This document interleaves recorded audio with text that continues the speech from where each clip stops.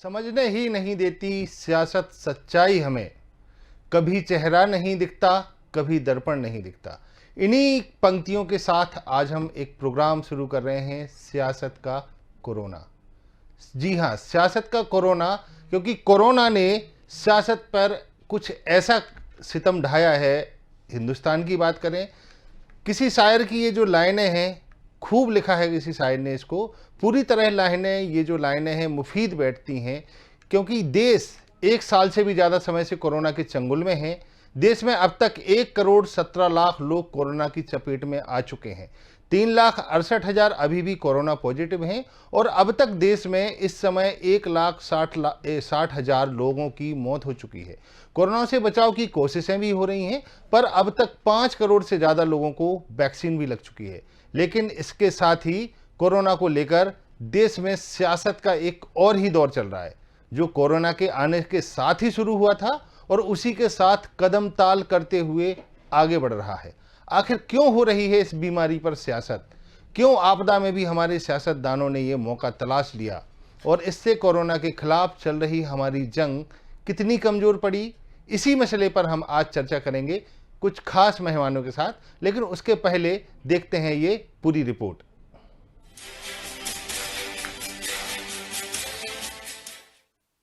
देश में एक बार फिर कोरोना का कहर बढ़ रहा है, लेकिन उसके साथ बढ़ने लगी है सियासत।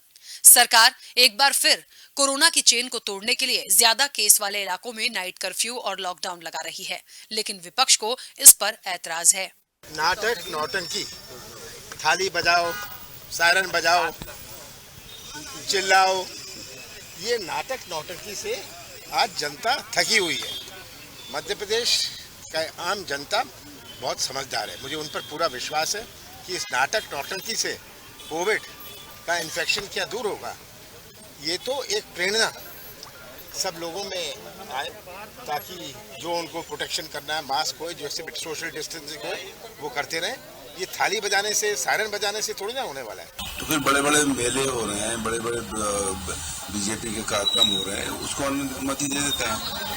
और कर्फ्यू लगाएंगे तो इसका मतलब ये हुआ कि सही कहा है किसी ने कि रात में कोरोना को दिखता नहीं, क्या कादर खान हो जाता है। ये बात सिर्फ मध्य प्रदेश ही नहीं, पूरे देश में सत्ता पक्ष और विपक्ष इस मसले पर आमने सामने हैं। मध्य प्रदेश में कांग्रेस को नाइट कर्फ्यू और सायरन बजाकर लोगों को जागरूक करना ढकोसला लग रहा है, तो महाराष्ट्र में विपक्ष में बैठी बीजेपी शराब की दुकान खोलने और मंदिरों को बंद रखने के फैसले पर सरकार को घेर रही है। भगवान राम के मंदिर के भूमि पूजन पर सवाल खड़े करने वाली वसूली सरकार महाराष्ट्र के सिंहासन पर विराजमान है। यह हिंदू विरोधी सरकार है। जब हिंदू के त्योहार आते हैं तो उसे मनाने के लिए यह मना करते हैं। मंदिर खोलने के बाद लोगों को कोरोना होगा, पर बियर बार, हुक्का पार्लर खोले तो कोरोना नहीं होगा। ऐसा तर्क देने वाली यह सरकार बियर बारों से महीने का 3 लाख रुपया वसूल कर रही थी। इस प्रकार की बातें सामने आ रही है। अब इन्होंने होली मनाने के लिए मना कर दिया। इनका कहना है होली मनाओगे तो कोरोना बढ़ जाएगा। ये कहां से इनके तर्क आते हैं? दुर्भाग्य से महाराष्ट्र के राजगद्दी पर हिंदुओं का विरोध करने वाली सरकार बैठी है। इस सरकार को हम कह देना चाहते हैं, आपका हिंदू विरोध समूचा देश देख रहा है। इस प्रकार से कोरोना की आड़ में आप हिंदुओं के त्योहारों को रोक नहीं सकते। कोरोना पर सियासत का ये दौर नया नहीं है। पिछले दिनों जब वैक्सीन आई तो यूपी के सीएम अखिलेश यादव ने तो इसे बीजेपी की वैक्सीन तक करार दे दिया। मैंने अपनी बात कह दी और वो भी बीजेपी लगाई, उसका भरोसा करूंगा मैं? अरे जाओ भाई, अरे अपनी सरकार आएगी, सबको फ्री वैक्सीन लगेगी। हम बीजेपी का वैक्सीन नहीं लगवा। कांग्रेस तो इससे भी एक कदम आगे बढ़ गई। कहा पीएम और उनके सीएम पहले वैक्सीन लगवाएं, जिससे लोगों का भरोसा कायम हो। और जब पीएम ने वैक्सीन लगवा ली तो कहा ऐसा उन्होंने वोटों के लिए किया है। मतलब वैक्सीन लगवाने पर भी सियासत, न लगवाने पर भी सियासत।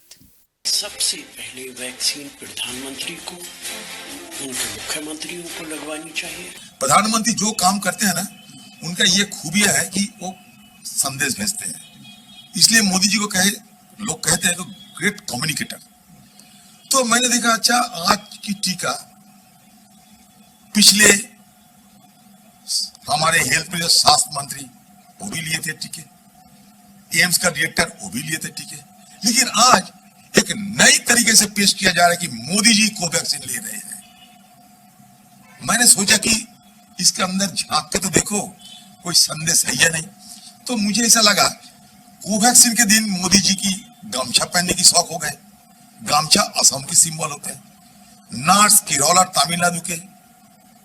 तो ये 3 राज्यों में चुनाव भी शुरू हो गए हैं।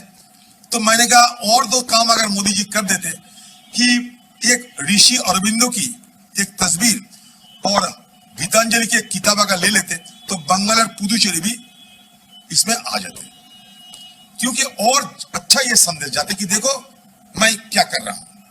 नहीं तो ये मुझे संयोग से हो सकता है, ऐसा नहीं, मैं ये नहीं कह रहे कि बड़े वो प्रयोग से ये कर, संयोग से मुझे लगा असम की गमछा है और केरल और तमिलनाडु की नार से। सियासत का ये दौर देश में तभी से शुरू हो गया था जब देश में कोरोना आया। लॉकडाउन लगा तो विपक्ष ने पहले कहा कि लॉकडाउन लगाने में देरी हुई और बाद में कहा कि इसे लगाने का कोई फायदा नहीं हुआ। लॉकडाउन जरूरी हो सकता है, लेकिन जिस तरह से लागू किया गया वो भी केवल कुछ घंटों के सूचना पर, उसने आम जनता को भारी दिक्कतें पैदा कर दी। 2 months ago, the Prime Minister said that we were going to fight a 21-day war against COVID. It was his expectation that we would defeat the COVID virus in 21 days. Now we are on 60 days and we are the only country in the world where the virus is exponentially rising, and we are removing a lockdown.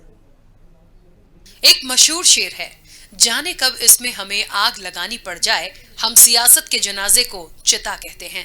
ये कहें कि corona पर चल रही सियासत पर ये शेर फिट बैठ रहा हो तो गलत नहीं होगा। मसला कुछ भी हो, लेकिन सियासत मौका ढूंढ ही लेती है। कोरोना आया तो आपदा बनकर, लेकिन हमारे सियासतदानों ने इसमें भी मौका ढूंढ ही लिया। स्वदेश न्यूज ब्यूरो। बिल्कुल, सियासत का कोरोना, और इसी मुद्दे पर आज हम बात करेंगे। हमारे साथ मौजूद हैं जगदेव सिंह यादव, पूर्व मंत्री समाजवादी पार्टी उत्तर प्रदेश। साथ में हमारे साथ मौजूद हैं doctor RN. Tandon, former general secretary Indian medical association, और हमारे साथ जुड़ती हैं शिल्पी अरोड़ा, उत्तराखंड कांग्रेस से शिल्पी अरोड़ा जी हैं और वहाँ पे आईटी सेल की अध्यक्ष भी हैं। हम सभी मेहमानों का स्वागत करते हैं, स्वदेश न्यूज में आपका स्वागत है। सबसे पहले डॉक्टर आर.एन. टंडन साहब, मैं सबसे पहले आपसे के पास जाके एक सवाल पूछना चाहूँगा कि कोरोना आया जब देश में, और कहते हैं कि कोरोना जो आया वो बड़े लोग लेके आए, फ्लाइट से कोरोना आया, और सबसे पहले अगर कहा जाए तो भारत में जब केस मिलने शुरू हुए तो जिस तरीके से सजगता दिखाई गई कि पहले हम ट्रिपल टी की जो प्रधानमंत्री बात करते हैं कि टेस्ट, ट्रेस और ट्रीटमेंट, तो सबसे पहले ये बहुत, जब कोरोना का पहला फेज था तो टेस्ट भी हुए और ट्रैक भी देखा गया कि लोग किन किन से मिले हैं और ट्रीटमेंट भी हुआ, लेकिन अब वो चीजें नहीं दिखाई दे रही हैं। देखिए, सबसे पहले तो आपका शुक्रिया कि आपने इस डिबेट में मेरे को इनवाइट किया। पर इम्पोर्टेंट चीज हमारे लिए क्या है, बजाय ये कि हम सोचें कि हमने उस समय क्या किया और आज हम क्या कर रहे हैं, बीच में क्या हुआ, पॉलिटिकली क्या चीजें हुई, उन सब चीजों का जो भी है वो एक अलग फोरम है, एक अलग प्लेटफॉर्म है जहां पर ये सब चीजें हो सकती हैं। पर जब हम कोरोना को साइंटिफिकली देखते हैं और साइंटिफिकली बात करते हैं तो जिस तरह से कोरोना आया, और इसमें दो राय नहीं है कि कोरोना आया विदेशों से था, उस समय हिंदुस्तान में कोरोना नहीं था, और ये विश्व विदित है कि कोरोना सारी जगह एक ही जगह से लोगों के आने और जाने से और मूवमेंट से हुआ। तो वो ठीक बात थी कि विदेशों से आया और बड़े लोगों के साथ में आया या छोटे लोगों के साथ में आया, उसका कोई महत्व नहीं है। परंतु उस समय जो चीजें करी गई, जिस तरह से कोशिश की गई कि इसको हमने प्रिवेंट करना है, इसको समझना है कि किस तरह से ये फैल रहा है और कैसे रोका जाए, उस समय की जितनी भी चीजें हुई उन सब में जो जरूरी चीजें थी उनको लागू किया गया। हर आदमी ने उसमें सहयोग दिया, चाहे वो गवर्नमेंट रही हो, चाहे वो मेडिकल प्रोफेशनल्स रहे हो, चाहे वो एसोसिएशंस रही हो, चाहे वो मीडिया रही हो। अल्टीमेटली सबने एक ही बात पे जोर दिया कि हमें एक काम करना है, कोरोना के साथ मिलकर लड़ना है और जो भी हिदायतें दी जा रही हैं उनको फॉलो करना है। उस समय शुरुआत में हमारे पास टेस्टिंग की लैब ही नहीं थी, एक लैब थी। फिर उसके बाद वो बढ़ना शुरू हुआ और ग्रेजुअली बढ़ते बढ़ते हम इस स्टेज पे पहुंचे कि हमारे नंबर ऑफ टेस्टिंग एक दिन में जहां 10 भी नहीं हो पाते थे, लाखों की संख्या में पहुंच गए। तो उस चीज के करने से जरूर हमें ये फायदा हुआ कि जब आप टेस्ट करते हो, आप डायग्नोज करते हो, उनको आप ट्रेस करते हो, क्योंकि एक माना जाता है कि एक मरीज अगर कोरोना पॉजिटिव है तो उसके इर्द गिर्द कम से कम आपको 20 से 25 लोगों को ट्रेस करके और उन्हें टेस्ट करना पड़ता है और वो आपको एक नंबर देते हैं कि क्या हो रहा है। उसके हिसाब से आप उन्हें प्रिवेंटिव एस्पेक्ट जो लिए गए कि सबको क्वारंटाइन में रखो, होम क्वारंटाइन करो या इंस्टीट्यूशनल क्वारंटाइन करो, जिसको इलाज की जरूरत है उसके इलाज दो, जिसे हॉस्पिटलाइज करना है उसे हॉस्पिटलाइज करो। तो जो सब शुरू में सीखा गया, जो सिखाया गया, हमने ट्रीटमेंट सीखा क्योंकि ये वायरस एकदम नया था, किसी को कुछ भी नहीं पता था। सारे स्पेकुलेशन से हिट एंड ट्रायल के ऊपर सब काम चल रहा था। कई स्टेट्स में चुनाव भी हो रहे हैं, इन पूरी बातों को लेकर हम आगे बात करेंगे, लेकिन सबसे पहले जगदेव सिंह यादव जी हमारे साथ हैं, पूर्व मंत्री समाजवादी पार्टी से। जगदेव सिंह जी, ये वैक्सीन की जब बात आई, प्रधानमंत्री ने वैक्सीन लगवाया, उसके पहले अखिलेश यादव ने सीधा जवाब दिया था कि भाई ये तो जो वैक्सीन है ये बीजेपी का वैक्सीन है। लेकिन अभी जो डॉक्टर आर.एन. टंडन बता रहे थे, उन्होंने बताया कि ये जो वैक्सीन है बेसिकली ये शरीर को प्रोटेक्ट करता है, शरीर की इम्यूनिटी पावर बढ़ाने के लिए वैक्सीन है। और एक हिसाब से देखा जाए तो 70 से 91%, 70 to 91% लोगों को ये इफेक्टिव हो रहा है। उसके बाद जो कुछ लोग हैं वो एक्सेप्शन, मतलब एक कहना चाहिए कि अपवाद हैं कि उन लोगों को दोबारा से कोरोना लगने के बाद भी वैक्सीन पॉजिटिव आ रहे हैं। क्या कहेंगे आप पूरे मामले में? जो अखिलेश जी ने कहा था बीजेपी की तरफ से, उनका आशय ये नहीं, उनका आशय ये था कि हमारे वैज्ञानिकों ने, हमारे डॉक्टरों ने शेड्यूल बनाया। बीजेपी अपने आप से नहीं लेना चाहिए। आवाज बढ़ाएं प्लीज। और हमने कहा बीजेपी हमारे माननीय अखिलेश यादव जी ने कहा था कि वैक्सीन जो है वैज्ञानिकों ने बनाई है, डॉक्टरों को समझ से देना चाहिए कि बीजेपी पार्टी को अपने आप से लेना चाहिए, इस सूत्र में कहा था। और ये भी कहा कि गरीब आदमी को वैक्सीन जो है निःशुल्क होनी चाहिए, फ्री रहनी चाहिए। आप देखते हैं जब से 1 साल तक होने जा रहा है, कई प्रयोग हो चुके हैं। ये बीमारी इंटरनेशनल है, कोई बात ही नहीं, इंडियन बीमारी नहीं है। सारे लोग रिसर्च लेके सारे परेशान हो रहे हैं और व्यापारी से लेके ऐसा कोई क्षेत्र नहीं है जहाँ इससे प्रभावित न हुआ हो। वही भारतीय जनता पार्टी इसका राजनीतिक करण करती है, राजनीतिक लाभ उठाने ले रही। अब देखिए चुनाव में कहीं लगता है कि कोरोना है। बंगाल के चुनाव 5 राज्यों में चुनाव हो रहे हैं, इससे पहले भी मध्य प्रदेश में क्या किया इन्होंने, सत्ता परिवर्तन कर दिया, उगाही धन उगाही की बीजेपी ने। इन्होंने राजनीतिक लाभ उठाया, आर्थिक लाभ उठाया और पूरे लोगों को गुमराह करने का काम किया। जब आप देखे थे बेचारे मजदूर आ रहे थे, प्रवासी मजदूर आ रहे, क्या स्थिति, आपको कम से कम हफ्ते 10 दिन ट्रेनें चलानी चाहिए, साथ चलानी चाहिए। लोग जब अपने आप पहुंच जाते तब आपको लगाना चाहिए था, लॉकडाउन करना चाहिए था। तो बहुत सी गलतियां हुई हैं और इसका कोई भी हो। अब वो पहले आपको याद होगा कहा कोरोना कौन लाया, कोरोना जमाती ला रहे हैं, जबकि विदेशों से आया जमाती चलाते रहे, इसको लेकर के भी हिंदू मुस्लिम करते रहे। तो मैं कह रहा हूँ ये बीमारी है, अंतर्राष्ट्रीय बीमारी है। अब आपका वो आ गया टीका भी लग रहा है, तो मैंने स्वयं भी टीका लगवाया है, उसका वो रहना चाहिए। लेकिन किसी भी दल को इसका राजनीतिक फायदा नहीं उठाना चाहिए। ये जनहित की बात है, जनता की बात है और हर लोग को, हर व्यक्ति को अपनी बात कहने के लिए और जो सही समझता कहने के लिए स्वतंत्रता है। तो अखिलेश की बात भी पकड़ कि हम नहीं करेंगे, उनका आशय ये कतई नहीं था।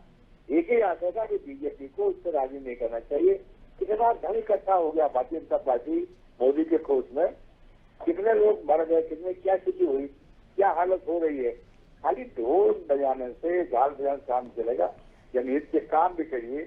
उत्तर प्रदेश के हमारे मुख्यमंत्री जी माननीय योगी आदित्यनाथ जी जिस तरह लगातार बोलते रहते हैं, जिस तरह से भाषा का इस्तेमाल करते हैं, धमकाने काम करते हैं, तो सबका कोई भी प्रदेश का एक अच्छा मुख्यमंत्री इस तरह की भाषा इस्तेमाल नहीं करता है। कोरोना है, कोरोना से बचाव होना चाहिए, सारे लोगों को उसके लिए वो प्रयास करना चाहिए। ये महामारी है और महामारी जब राष्ट्रीय जो सत्ता में पार्टी बैठी है, जो सरकार में, उसका ही दायित्व है कि वो चिकित्सा क्षेत्र में जो उचित प्रबंध हो सकते करे और जितने काम में सुझाव देना चाहिए, में जो अच्छे सुझाव हो सकते हैं, जो सुझाव देते हैं हम आलोचना भी करते हैं। ये हमारा संवैधानिक अधिकार है, इसमें अच्छा बुरा मानने की बात नहीं है। जो जनहित के मामले होंगे हम उठाने काम करेंगे। बिल्कुल बिल्कुल, बड़ी बात है, बहुत बड़ी बात है जगदीप सिंह जी, बहुत बड़ी बात है कि अगर कुछ जनहित से जुड़े हुए मामले होंगे उसमें ये कहना चाहिए कि एक राजनीतिक विचारधारा वाले व्यक्ति जो आजकल की राजनीति हो रही है उन सबसे परे होकर आपने बात कही है, साधुवाद है आपको इसके लिए। शिल्पी अरोड़ा जी हमारे साथ मौजूद हैं और शिल्पी अरोड़ा जी, आपके नेता तो ये कहते रहे कि भाई प्रधानमंत्री क्यों नहीं वैक्सीन लगवा रहे हैं, वैक्सीन पे ही सवाल खड़े कर दिए आपके कांग्रेसियों ने तो। और सबसे बड़ी बात, जब ये वैक्सीन प्रधानमंत्री ने लगवाया उसके बाद भी बातें हो रही हैं अभी कि जो वैक्सीन लगा है उस वैक्सीन से नकली वैक्सीन है, ये भी कांग्रेस के कई नेता कहते नजर आए। मोदी जी ने क्यों नहीं लगवाया, ये भी कहते नजर आए। लॉकडाउन देर से लगाया, इस पर भी बहस हुई। लॉकडाउन क्यों लगाया, इस पर भी बहस हुई। अब दोबारा अगर लॉकडाउन की तैयारियों की बात की जा रही है उस पर भी आपत्ति है। इतनी आपत्ति क्यों है इस महामारी के दौर में शिल्पी जी? सरकार के अगेंस्ट नहीं करेंगे तो किसके अगेंस्ट करेंगे? हम लोग तो सरकार नहीं चला रहे हैं ना। आप शुरू से देखिए कि कोविड को कैसे हैंडल किया गया। जब आप नमस्ते ट्रंप ऑर्गेनाइज कर रहे हैं, राहुल जी ने 12 फरवरी को अलार्म कर दिया कि आप इसको हल्के में ले रहे हैं, तो उनका मजाक उड़ाया गया। उनके खिलाफ पूरा बीजेपी का आईटी सेल पीछे पड़ गया कि ये तो हल्की बातें कर रहे हैं। आप नमस्ते ट्रंप कर रहे हैं, एक तरफ आप कह रहे हैं कि विदेश से ये आया था। लॉकडाउन हम ये नहीं कह रहे आवश्यक था या नहीं था, किस तरीके से लगाया गया, किस तरीके से करोड़ों मजदूरों को सड़कों पे छोड़ दिया गया, कैसे कैसे भयानक विजुअल हम लोगों को देखने लगे। जो लोग विस्थापित मजदूर थे उनको रीसेटलमेंट के लिए आपने क्या प्रयास किए गए। अब इसमें मैं आपको सबसे बड़ा एग्जांपल उत्तराखंड का दूंगी। एक मुख्यमंत्री कहते हैं कोविड टेस्ट की कुंभ में जरूरत नहीं है, पूरे देश से करोड़ों श्रद्धालु पहुंच रहे हैं कुंभ में, उन्होंने वेव ऑफ कर दिया कि भैया हमें तो टूरिज्म प्रमोट करना है। फिर अब मुख्यमंत्री बदल गए, 10 दिन पहले नए मुख्यमंत्री आ गए, उन्होंने बोला वेव ऑफ कर दिया। आज हाईकोर्ट ने लताड़ मारी उनको कि भैया तुम जो भारत सरकार की एसओपी को आप अपने आप कैसे चेंज कर सकते हो, किसने आपको ये अधिकार दिया है। आप करोड़ों श्रद्धालुओं को जो कि कुंभ के मेले में पूरे देश से क्या विदेशों से आएंगे, जो साधु आते हैं, उनकी आप जान पे खिलवाड़ कर रहे हो। बहुत कंफ्यूजन में है, चाहे वो भारत सरकार। शिल्पी जी रोकना चाहूंगा आपको बीच में। हमारे साथ में भाजपा प्रवक्ता और विधायक राम कदम जी महाराष्ट्र से जुड़े हुए हैं। राम कदम जी, ये शिल्पी जी अभी सवाल कर रही थी कि भाई आपकी सरकार है उत्तराखंड में और मुख्यमंत्री ने सीधे कह दिया कि जरूरत ही नहीं है कुंभ में किसी के टेस्ट की और फिर वो मेला लगवा दिया। क्या कहेंगे आप इस पूरे मामले पे? शिल्पी जी का सीधा आरोप है कि आपका क्या सवाल है? मैंने आपसे ये पूछा है कि शिल्पी जी ने एक अभी सवाल पूछा है कि उत्तराखंड में जो कुंभ स्नान की बात की जा रही थी तो वहां पर जो त्रिवेंद्र रावत मुख्यमंत्री थे, जो कि अब बदल गए हैं, पूर्व मुख्यमंत्री हो गए हैं, उन्होंने कहा कि टेस्ट की जरूरत ही नहीं, कोई कोविड नहीं है, चलने दो। इस मंथना के आरंभ में मैं कुछ प्रमुख बातें और बिंदु रखूं जी कि भारत में सबसे आरंभ में विशेष तौर पे मार्च के पहले हफ्ते में कोरोना का आरंभ हुआ जी, और विशेष तौर पे महाराष्ट्र में 9 मार्च को पहला कोरोना का पेशेंट पाया गया जी। अब लगभग 1 वर्ष बीत चुका है और इस 1 वर्ष के अंतराल में समूचे देश ने बहुत कुछ सहा है, बहुत कुछ सीखा है। पर यदि विश्व के 204 देशों के साथ हम हमारे भारत को जोड़े तो हर माँ भारती के हर व्यक्ति का सीना जरूर अभिमान से फूलेगा। उसका कारण ये है कि हमारा देश न केवल मात्र कोरोना की वैक्सीन बना रहा है, 2 वैक्सीन हमारी बहुत ही महत्वपूर्ण जो पूरी तरह से सफलता पा चुकी है, हम बना चुके हैं। और वसुधैव कुटुंबकम इस बात की मिसाल देने वाला हमारा देश, इस देश ने लगभग विश्व के आधे से अधिक विश्व को ये वैक्सीन पहुंचाकर एक उदारता का परिचय, एक संवेदना का परिचय, एक मित्रता का परिचय, एक अध्यात्म का परिचायक बनने का प्रयास किया है। अब जब वैक्सीन बन रही थी, इसके अंतराल में किस तरह से जूझेंगे, क्या जूझेंगे, विपक्ष ने कई सारे सवाल किए। देखिए, राजनीति और सियासत करने के लिए बहुत सारे मुद्दे मिल जाते हैं। ओछी राजनीति कुछ दल कर लेते हैं। अपने देश में ऐसे मोटा मोटी देखा जाए तो 4000 के ऊपर अलग अलग छोटे मोटे दल जो रजिस्टर्ड माने जाते हैं, उनमें कुछ प्रमुख दल हैं। पर सियासत कौन से मुद्दे की हो, इस पर मंथना बड़ी आवश्यक है। क्या सियासत इस मुद्दे की कभी हो सकती है कि जब लोग मर रहे हैं, बेमौत मर रहे हैं, किसी असुविधा के कारण मर रहे हैं, उस समय सभी दलों ने एक आकर के लोकतंत्र के पायदान पर जो अंतिम गरीब व्यक्ति है उसके उत्थान की चर्चा करनी चाहिए, उसके उत्थान की बात करनी चाहिए, उसके उत्थान के मार्ग स्वीकार करने चाहिए। पर दुर्भाग्य से हमारे देश में कुछ विपक्ष के नेता यह मूल बात छोड़ करके सियासती आरोप प्रत्यारोप और कटाक्ष में जुड़ गए। ठीक है, मैं उस पर टिप्पणी नहीं करूंगा। आपका जो मूल प्रश्न है कि हमारे किसी नेता ने क्या कहा, देखिए, भारतीय जनता पार्टी न केवल भारत की बल्कि विश्व की सबसे बड़ी, जिसके 11 करोड़ के आसपास कार्यकर्ता है, इतना बड़ा परिवार है, इतना बड़ा दल है, तो हर एक व्यक्ति विशेष की अलग अलग टिप्पणी होती है। पर हमारे शीर्षस्थ नेता ने जो कहा है उसका भाव केवल मात्र ये है कि जिस प्रकार से भारत में अब माहौल है, वह माहौल अपने आप में यह सुनिश्चित करता है, दर्शाता है कि हमने लड़ाई 2 तरीके की होती है। एक होती है मैदान की लड़ाई, और मैदान की लड़ाई जीतने के पहले मन में उसका एक द्वंद्व चलता है, मन की लड़ाई। तो कोरोना के खिलाफ हमारे भारत के देशवासियों ने मन में जो कोरोना का डर था, उस डर की लड़ाई तो हमने जीत ली। लॉकडाउन की बात करें, लॉकडाउन के समय का सही यूटिलाइजेशन नहीं किया गया। हम पूरे देश की बात करें, उत्तराखंड की बात करें, ना कोई अस्पताल बनाए गए, ना उनके लिए वेंटिलेटर की व्यवस्था करी गई। भगवान भरोसे, ये तो भारतीयों की, इंडियन की, डॉक्टर साहब मेरे से एग्री होंगे कि हम लोगों की इंडियन स्पाइसेस खा के इम्यूनिटी बहुत स्ट्रांग थी, नहीं तो ये टोल करोड़ों में जा सकता था। हम लोग क्योंकि जिस तरीके का पानी पीते हैं, जिस तरीके के पोल्यूशन लेवल में रहते हैं, हम लोगों की इम्यूनिटी बहुत स्ट्रांग थी। भगवान ने हम लोगों को बचा लिया। लेकिन एज फार एज सरकार के रोल की कंसर्न बात करें तो मुझे नहीं लगता कि सरकार किसी भी तरीके से प्रिपेयर्ड थी। सरकार ने ऐसे कोई भी प्रभावशाली कदम उठाए जिससे कि कोविड को रोकने में सहायता मिले। कुंभ का ही मैंने आपको एग्जाम्पल दिया। हमारे माननीय मुख्यमंत्री तीरथ सिंह रावत जी को आज कोर्ट से बहुत लताड़ मिली है कि आपको किसने हक दिया था इस बात का कि आपने गवर्नमेंट ऑफ इंडिया, जो कि भाजपा की ही सरकार है, उसकी एसओपी में परिवर्तन करके आपने कुंभ में कहा जो मर्जी आइए, कोई टेस्ट की जरूरत नहीं है।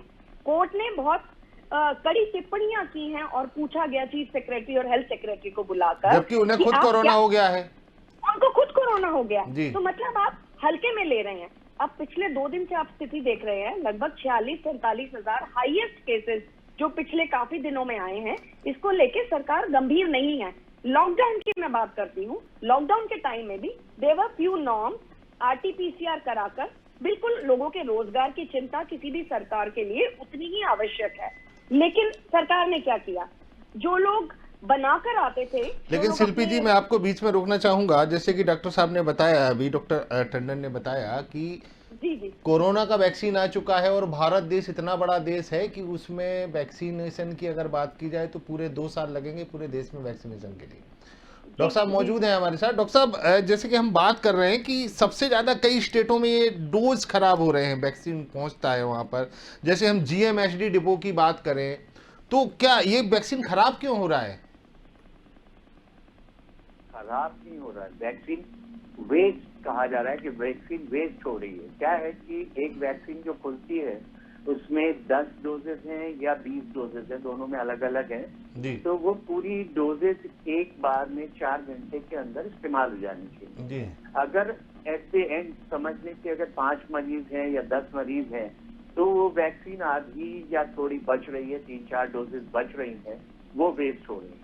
तो खराब इसलिए नहीं हो रही हैं कि उसको कोई लापरवाही हो रही है या कुछ हो रहा है, उसका सिर्फ कारण ये है कि जो हमारा रजिस्ट्रेशन का सिस्टम है कि हर आदमी को रजिस्टर करना है, प्री रजिस्टर करके उसके बाद आना है, या वॉक इन में भी अगर आप जा रहे हो तो आपको रजिस्ट्रेशन वहां पर होता है कि आपका आधार से होगा या पैन से होगा या आईडी आपकी रजिस्टर की जाती है। तो उन सब में जो है कुछ कहीं कहीं पे ग्लिचेस आ रहे हैं कि जब भी आप रजिस्टर करते हो तो एक ओटीपी आता है, ओटीपी के कंफर्मेशन के बाद ही आपको वैक्सीन लगती जी जी तो कई बार लोग पहुंच नहीं पा रहे हैं, कई बार लोग पहुंचते हैं परंतु उनको वैक्सीन नहीं मिल पा रही है क्योंकि उनका रजिस्ट्रेशन नहीं है।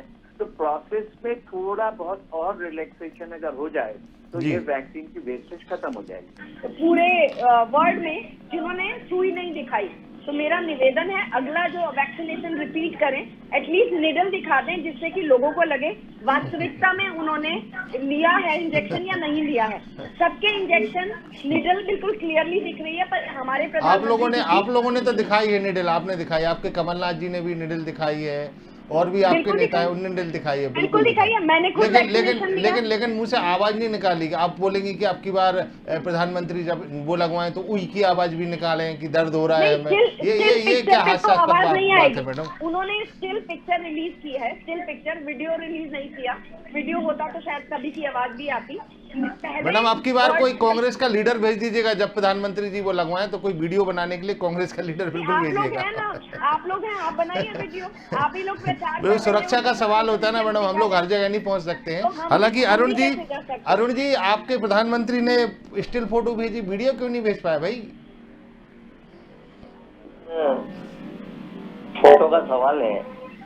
देश के प्रधानमंत्री माननीय नरेंद्र जी मोदी जी ने जो वैक्सीन लगाया है वो सर्वविदित है, इसमें किंतु परंतु होना नहीं चाहिए।